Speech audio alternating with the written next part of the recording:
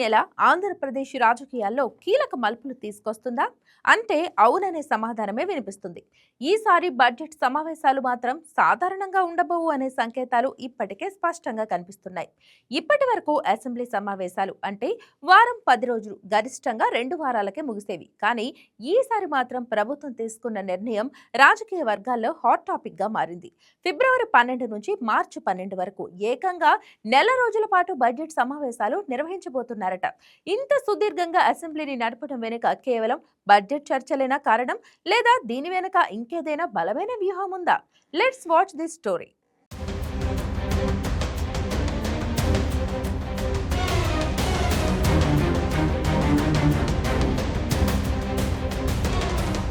వచ్చే నెలలో బడ్జెట్ సమావేశాలను నిర్వహించాలని ప్రభుత్వం నిర్ణయించింది. అయితే ఈసారి వైసీపీ ఎమ్మెల్యేలకు చెక్ పెట్టడమే టార్గెట్గా బడ్జెట్ సెషన్ నిర్వహించాలని డిసైడ్ అయింది.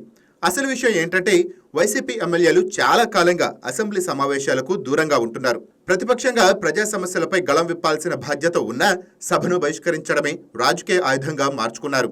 ఇదే విషయాన్ని ఇప్పుడు ప్రభుత్వం అవకాశంగా మార్చుకుంటోంది. రాజ్యాంగ నిబంధనల ప్రకారం ఒక శాసనసభ్యుడు వరుసగా 60 పని దినాలు సభకు హాజరు కాకపోతే అనర్హత వేటు వేసే అవకాశం ఉంటుంది. అయితే ఇప్పటికే సభ ఏర్పడి చాలా కాలం గడిచింది. ఇప్పటి వరకు సమావేశాలకు రాని వైసీపీ ఎమ్మెల్యేలు ఈసారి కూడా దూరంగా ఉంటే ఆ 60 పని దినాల నిబంధన పూర్తి అయ్యే అవకాశం ఉన్నది ప్రభుత్వ అంచనా. అందుకే సాధారణంగా ఉండే బడ్జెట్ సమావేశాలను ఈసారి నెల రోజుల పాటు నిర్వహించాలని నిర్ణయం తీసుకుంది.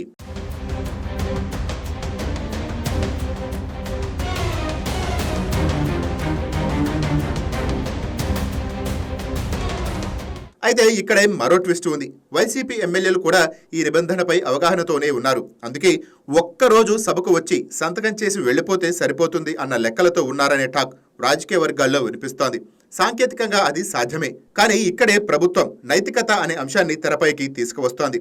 సభకు వచ్చి చర్చల్లో పాల్గొనకుండా, ప్రజా సమస్యలపై మాట్లాడకుండా కేవలం సంతకాలు పెట్టి జితభత్యాలు తీసుకోవటం ప్రజలను మోసం చేయటమే అని ప్రభుత్వం వాదిస్తోంది.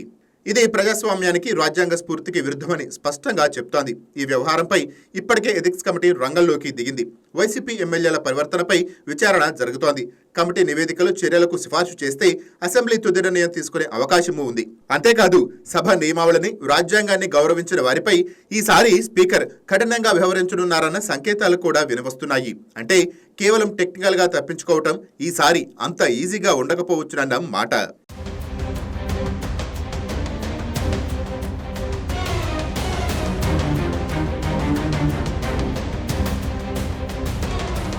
ఇక వైసీపీ ఎమ్మెల్యేల పరిస్థితి చూస్తే వాళ్ళు ఇప్పుడు నిజంగానే ఉభయ సంకటంలో పడ్డారు.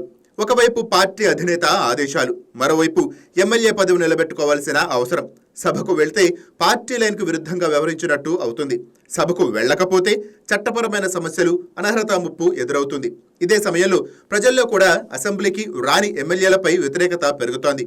మేము ఓటేసింది సమస్యలు చెప్పుకునేందుకు, సభకు రాకుండా జీతాలు తీసుకోవటానికా అనే ప్రశ్నలు బలంగా వినిపిస్తున్నాయి.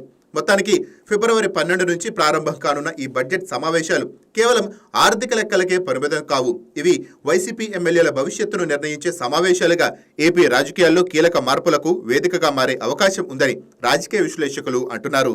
మరి వైసీపీ ఎమ్మెల్యేలు సభకు వస్తారా, లేదా బహిష్కరణనే కొనసాగిస్తారా? ఈ నెల రోజుల అసెంబ్లీ సెషన్ ఆంధ్రప్రదేశ్ రాజకీయాల్లో ఎలాంటి ప్రకంపనలు సృష్టిస్తుందో చూడాలి.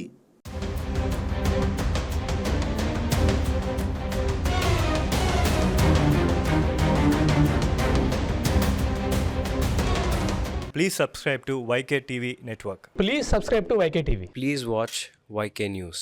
Don't forget to subscribe YK News channel.